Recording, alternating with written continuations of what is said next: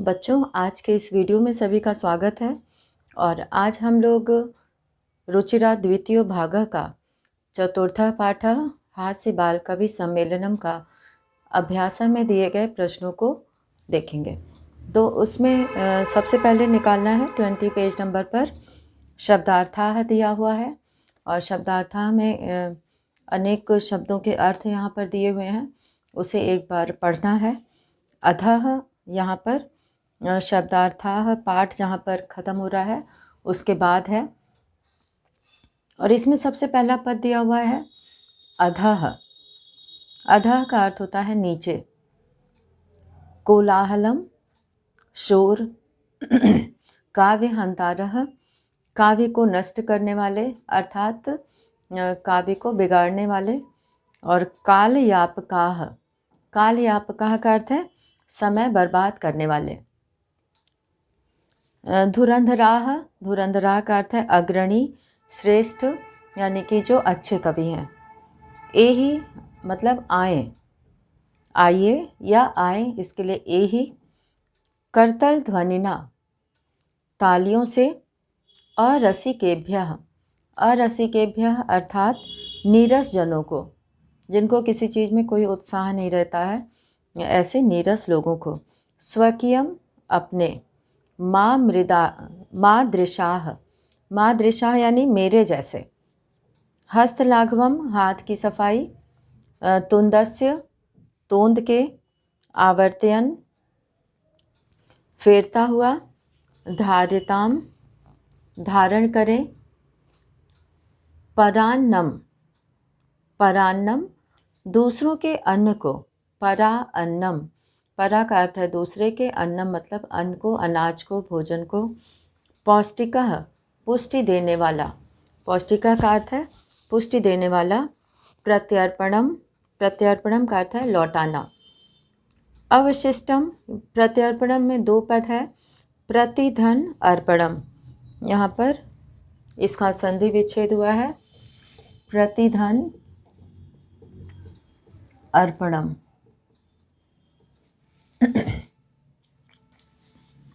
प्रत्यर्पणम लौटाना। अवशिष्टम अवशिष्टम का अर्थ है बचा हुआ, शेष। उत्प्रेरितः प्रेरित होकर। श्रावयति सुनाता है। भोज्य लोलुपम खाने का लोभी। तो यहाँ पर भोज्य लोलुपम खाने का लोभी। और अब यहाँ पर अभ्यास में दिया गया प्रश्न, जिसमें पहला है उच्चारणम कुरुत।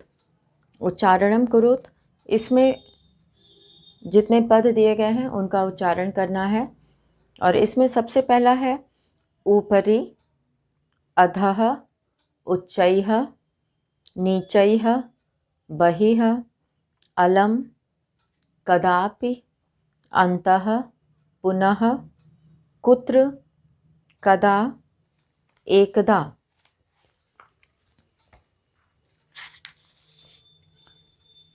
तो ये पद दिए गए थे जिसका कि शुद्ध उच्चारण करना था।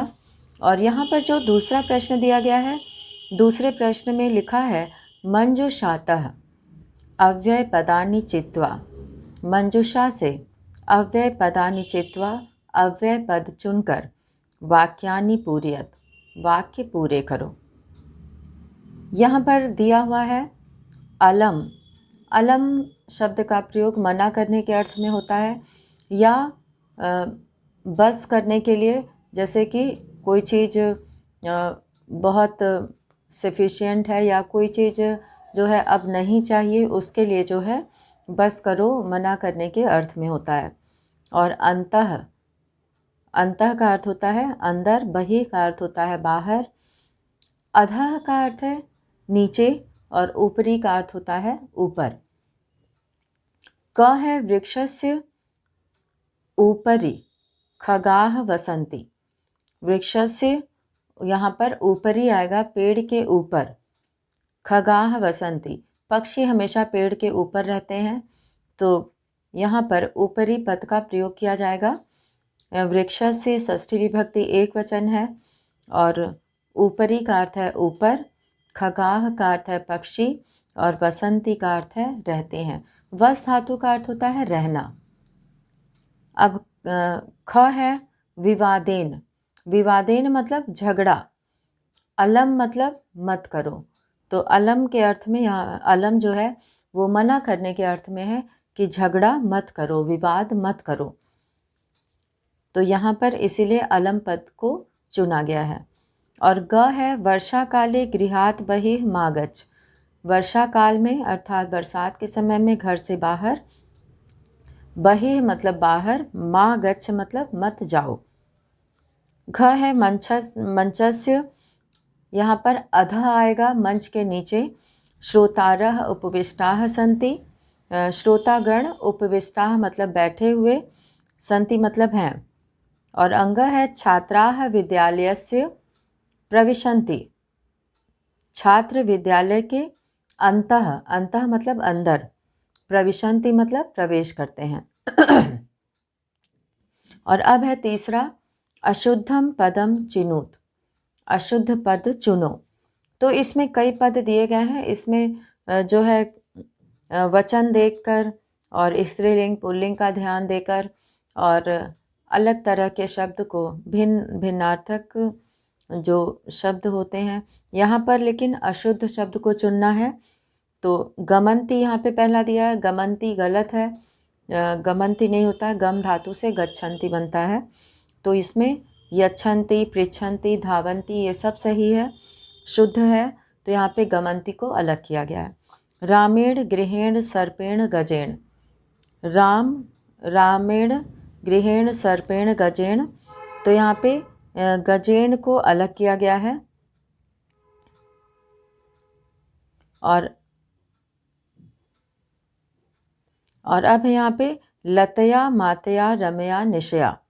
यहाँ पर मातया शब्द को अलग किया गया है। लता, रमा और निशा ये सब नाम हैं।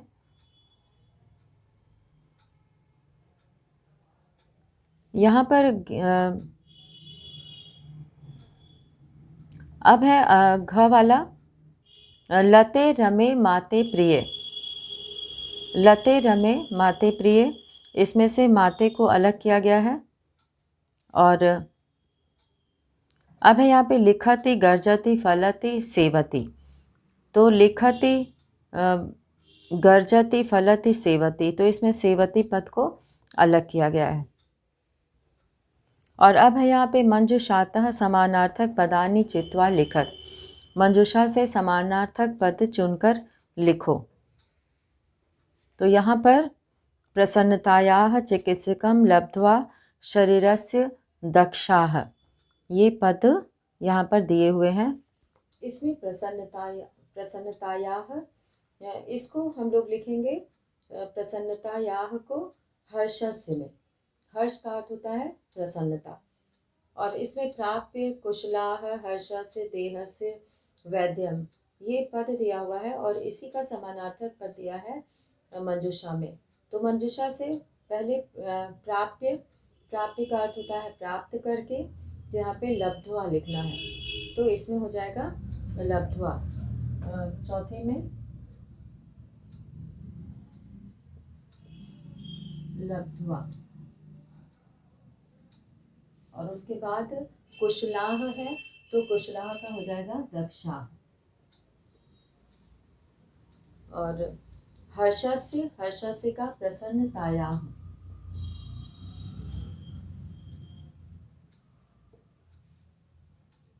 और देहस्य, देहस्य का शरीरस्य। देह और शरीर, शरीरस्य। और वैद्यम का चिकित्सकम, चिकित्सकम। तो ये समानार्थक पद हो गया उत्तर 4 का। तो यहाँ पर अब हम लोग को देखेंगे अगला प्रश्न क्या है। 5वें प्रश्न में लिखा है कि अधोलिखितानां प्रश्नानां उत्तराणि एक पदेन लिखत। नीचे लिखे प्रश्नों का उत्तर एक पद में लिखिए। तो यहाँ पर पहला दिया है मंचे कति बाल कवयः उपविष्टाः सन्ति। मंच पर कितने बाल कवि बैठे हुए हैं। तो इसमें 4 बाल कवि थे, चत्वारः। ख है के कोलाहलम कुर्वन्ति। कौन शोर कर रहे हैं? श्रोतारः, श्रोतागण जो कविता सुनने आए हैं तो उनको बोलेंगे श्रोतारः। ग है गजाधरः कम उद्देश्य काव्यम प्रस्तौति। गजाधर किसको उद्देश्य करके काव्य प्रस्तुत करते हैं? आधुनिक वैद्यम, तो आधुनिक वैद्यम, आधुनिक वैद्य को। घ है तुंदिला कस्य ऊपरी हस्तम आवर्तयति। तुंदिल किसके ऊपर हाथ फेरता है? तो तुंदस्य, तोंद के ऊपर। और अंग है लोके पुनः पुनः कानि भवन्ति। संसार में बार बार क्या होता है? तो शरीराणि, शरीराणि यानी कि शरीर बार बार जो है जन्म लेता है। अब च है किम कृत्वा घृतम पिबेत। किम कृत्वा क्या करके घी पीना चाहिए? घृतम पिबेत यानी कि घी पीना चाहिए। तो श्रमम, श्रमम कृत्वा घृतम पिबेत। और अब है यहाँ पे छठा प्रश्न, मंजुषातः पदानि चित्वा कथायाः पूर्तिम कुरुत। मंजुषा से पद चुनकर कहानी कथा पूरी करो। यहाँ पर दिया हुआ है पद नासिकायामेव, इसका अर्थ हम बता दे रहे हैं जिससे कि वाक्य जब आएगा तो वहाँ पर उसका प्रयोग किया जाएगा। नासिकायामेव यानी कि नासिका, नाक के ही। वारम वारम बार बार। खड्गेन, खड्गेन का अर्थ है तलवार। दूरम यानी दूर। मित्रता दोस्ती। मक्षिका मक्खी। व्यजनेन पंखा। उपाविशत बैठना। छिन्ना मतलब कट गया, कटना। सुप्तः मतलब सोया हुआ। प्रिय मतलब प्रिय। तो अब यहाँ पर कहानी कथा शुरू होती है। पुरा एकस्य नृपस्य एकः प्रियः वानरः आसीत्। बहुत पहले एक राजा का एक प्रिय बंदर था। प्रियः वानरः आसीत्, और पुरा का मतलब होता है बहुत पहले। एकदा नृपः आसीत्, एक बार राजा था, तो यहाँ पे हम लोग लिखेंगे सुप्तः, सोया हुआ था। वानरः व्यजनेन, यहाँ पर व्यजनेन आएगा। वानरः व्यजनेन तम अविजयत। बंदर पंखे से उसे अविजयत मतलब पंखा कर रहा था, हवा कर रहा था। तदैव एका मक्षिका नृपस्य नास, तदैव एका यहाँ पर आएगा मक्षिका, मक्खी। नृपस्य नासिकायाम, राजा की नाक के ऊपर। उपाविशत बैठ गई। यद्यपि वानरः वारम वारम व्यजनेन, यद्यपि वानरः यद्यपि बंदर, अब यहाँ पर आएगा वारम वारम, बार बार। व्यजनेन ताम निवारयति स्म, पंखे से, यहाँ पे पंखे से, ताम मतलब उसको, निवारयति स्म मतलब हटा रहा था। वो बार बार राजा की नाक के ऊपर आकर बैठ जा रही थी और वो बार बार उसे हटा रहा था। तथापि सा पुनः पुनः नृपस्य, फिर भी वह बार बार नृपस्य राजा की नासिकायामेव, नासिकायाम, नासिकायाम एव, नासिकायामेव बन गया है, तो नाक के ऊपर ही उपविशति स्म बैठ जा रही थी। अंत सह मक्षिकाम हंतुम, अंत में वह मक्खी को मारने के लिए खड्गेन प्रहारम अकरोत, यहाँ पर खड्गेन आएगा, तलवार से प्रहारम अकरोत यानी प्रहार किया। मक्षिका तो उड्डीय, मक्खी तो उड़ गई। दूरम गता, उड़कर, उड्डीय मतलब उड़कर। दूरम गता दूर चली गई। किंतु खड्ग प्रहारेण, किंतु तलवार के प्रहार से नृपस्य नासिका छिन्ना अभवत, राजा की नाक छिन्ना अभवत मतलब कट गई। अतः एवोच्यते, इसलिए कहा गया है। एव उच्यते, इसलिए ही कहा गया है कि मूर्ख जनैः सह नोचिता, यहाँ पर नोचिता पद आया है। न उचिता, न धन उचिता, उचित नहीं है। तो यहाँ पर मूर्ख जनैः सह मित्रता नोचिताः, मूर्ख लोगों के साथ मित्रता उचित नहीं है। तो इस तरह से इस पाठ में ये कथा पूरी की गई। और अब सातवां प्रश्न है, विलोम पदानि योजयत, विलोम पद जोड़ो। अधः का हो जाएगा, अधः का अर्थ होता है नीचे, तो नीचे का विलोम हो जाएगा ऊपर, तो ऊपर के लिए ऊपरी पद आया है। अंतः, अंतः में का अर्थ है अंदर, तो इसका हो जाएगा बहिः। दुर्बुद्धेः, सुबुद्धेः, उच्चैः, नीचैः, दुर्लभम, सुलभम। तो इस तरह से यहाँ पर विलोम पदों को जोड़ा गया। और यहाँ पर ध्यातव्यम दिया है, ध्यान देने योग्य बातें।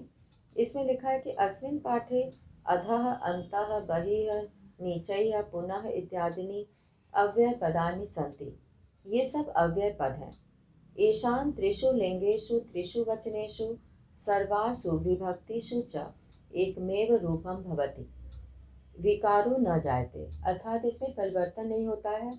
अव्यय जो है तीनों लिंगों में, तीनों वचनों में जो है वो एक ही होते हैं, और विभक्तियों में, और सभी विभक्तियों में भी ये एक ही होते हैं।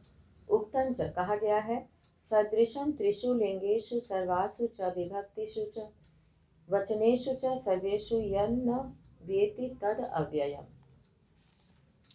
तो ये था हास्य बाल कवि सम्मेलन का अंतिम प्रश्न। और इसके बाद हम लोग देखते हैं, दिया है यहाँ पे पाठ पंडिता रमाबाई। तो पंडिता रमाबाई इस बार सिलेबस से हटा दिया गया है, तो इसलिए इसे हम लोग नहीं पढ़ेंगे। और इसके बाद हम लोग यहाँ पर पढ़ेंगे षष्ठः पाठः। तो षष्ठः पाठः में हम लोग आज कुछ श्लोक इसका जानेंगे कि इसमें क्या दिया हुआ है। तो शुरू करते हैं।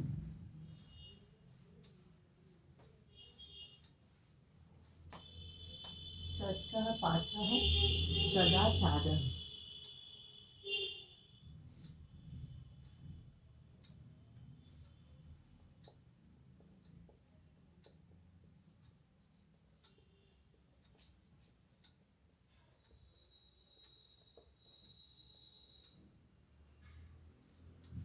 सदाचार का मतलब होता है अच्छा व्यवहार, अच्छा आचरण।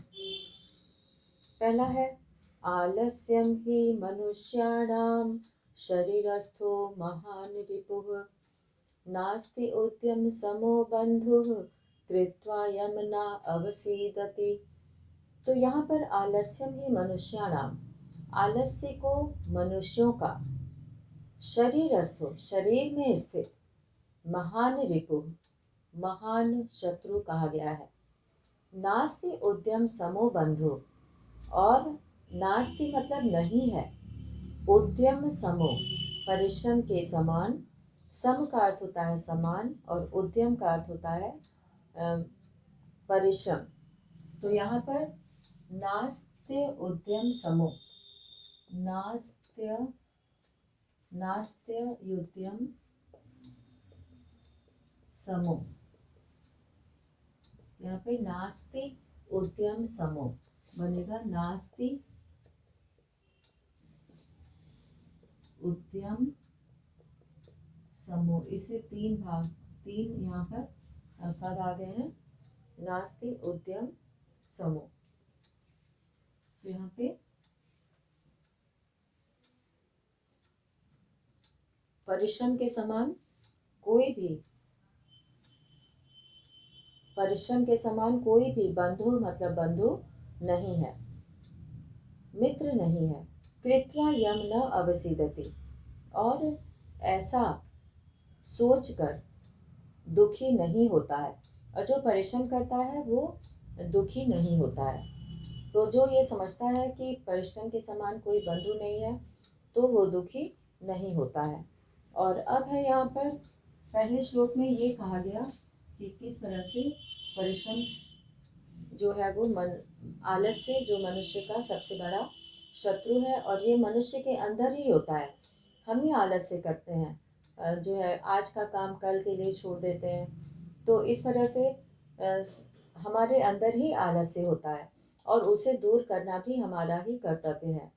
तो इसलिए आलस्य को सबसे बड़ा शत्रु कहा गया है, और परिश्रम को बंधु कहा गया है, मित्र कहा गया है। और जो ऐसा सोचता है वो कभी दुखी नहीं होता है। अब यहाँ पे दूसरा पद है श्वः कार्यम अद्य कुर्वीत। श्वः कार्यम, कल का काम, अद्य कुर्वीत, आज करो, पूर्वाह्ने च अपराह्निकम, और दोपहर के बाद का काम दोपहर के पहले करो। पूर्वाह्ने, नहीं प्रतीक्षते मृत्यु, मृत्यु किसी की प्रतीक्षा नहीं करती, कृतम अस्य न वा कृतम, कि कार्य हुआ है अथवा नहीं हुआ है। तीसरा है सत्यम ब्रूयात प्रियम ब्रूयात, न ब्रूयात सत्यम अप्रियम, प्रियम च न अनृतम ब्रूयात, एष धर्मः सनातनः। सत्य बोलो, प्रिय बोलो, और अप्रिय लगने वाला सत्य मत बोलो, और प्रिय लगने वाला झूठ मत बोलो। एष धर्म सनातनः, यही सनातन धर्म है। चौथा है सर्वदा व्यवहारे स्यात् औदार्यम सत्यता तथा, हमेशा व्यवहार में उदारता और सत्यता होनी चाहिए, सच्चाई होनी चाहिए। ऋजुता मृदुता, सरलता और कोमलता भी होनी चाहिए। कौटिल्यम न कदाचन, और कुटिलता कभी नहीं होनी चाहिए। कभी भी टेढ़ा व्यवहार नहीं करना चाहिए, बुरा व्यवहार नहीं करना चाहिए। हमेशा व्यवहार में जो है उदारता और सच्चाई होनी चाहिए।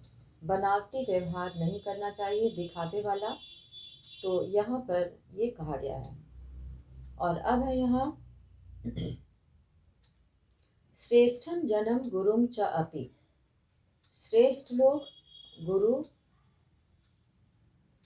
गुरु का भी, मातरम पितरम तथा, और माता पिता का, मनसा कर्मणा वाचा, मन वचन और कर्म से, मन से यानी कि हमें उनकी सेवा मन से करनी चाहिए, और वाणी से उनके साथ अच्छी वाणी का प्रयोग करना चाहिए, और कर्म से और अपने कर्म से, सेवेत सततम सदा, सेवेत मतलब सेवा करना चाहिए, सदा मतलब हमेशा, सततम मतलब लगातार, हमें हमेशा लगातार उनकी सेवा करनी चाहिए।